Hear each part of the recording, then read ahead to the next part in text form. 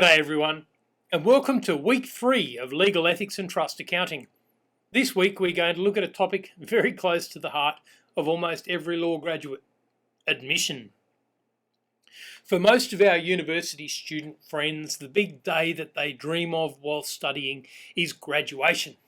And don't get me wrong, graduation ceremonies are awesome.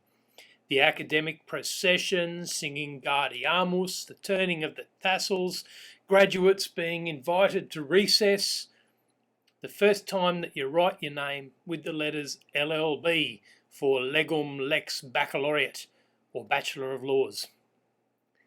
For law students though, university graduation is just the warm-up. The real focus for many law students is the day of admission. On graduation day you become a law graduate. On admission day, you become a legal practitioner. To do this, you must go to the Supreme Court and stand in front of the Chief Justice, or in the regions, the Regional Justice of the Supreme Court. You cannot just go in alone. Some other practitioner must stand with you, and they must be prepared to vouch for you. They must be prepared to apply to the court for you to be admitted. It's considered a great honour to move someone's admission, and the person being admitted usually pays a fee in the shape of a bottle.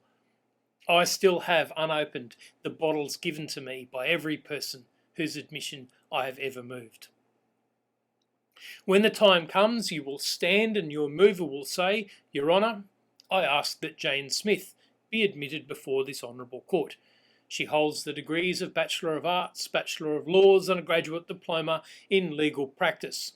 She has met all of the requirements for admission and she holds the recommendation of the board." The judge will consider that application and then say, "Let Jane Smith be admitted."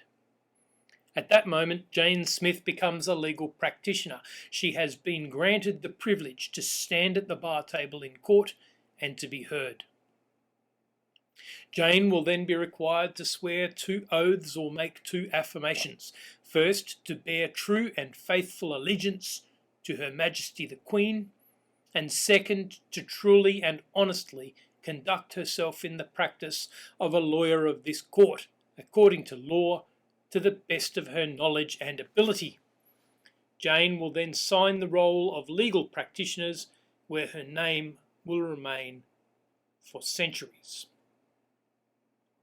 Why do we have this admissions ceremony, and what does any of this have to do with legal ethics? Let me try to explain. The origins of admissions ceremonies are lost in time. We know that from the very start of Norman England, oath-taking was a central part of the transmission of power in England. A person who wanted to be placed in a position of trust would be required to swear an oath of fealty or loyalty.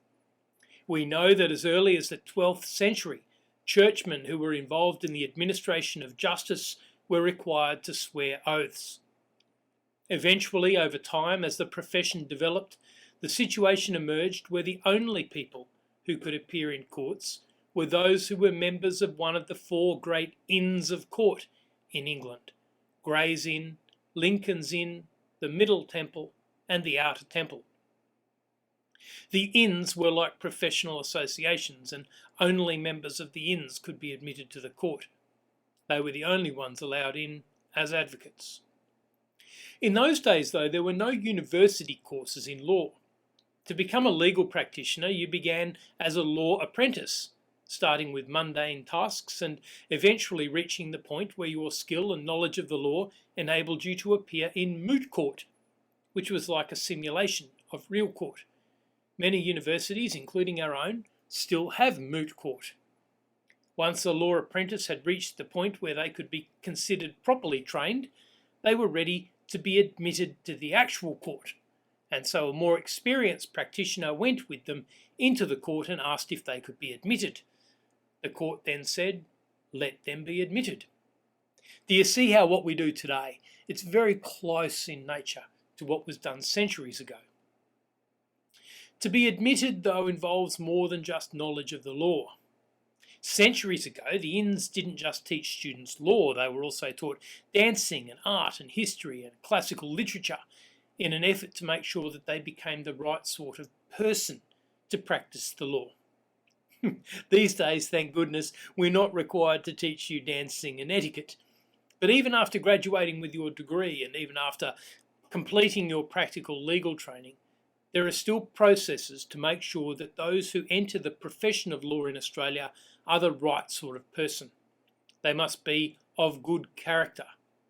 A person who has a history, particularly a history of criminal or academic dishonesty, may well not be admitted, because a person who has great knowledge but poor ethics may in fact be a danger to justice, not a minister of justice. As part of the process of admission, each aspiring lawyer must publish their intention to seek admission so that others have a chance to object to them becoming lawyers. Can you see that ethics are not something that you can just start practicing once you're admitted? You have to reach ethical standards to get admitted in the first place. Once the court believes that you are both educated and ethical, and once a more senior practitioner is ready to stand on your behalf, then your oath might mean something. Then the court might be ready to believe that you can be an officer of the court. Ethics is at the heart of it. There are 4 videos this week. The first video has been a general introduction to the notion of admission. In the second video, we're going to look at the process for admission.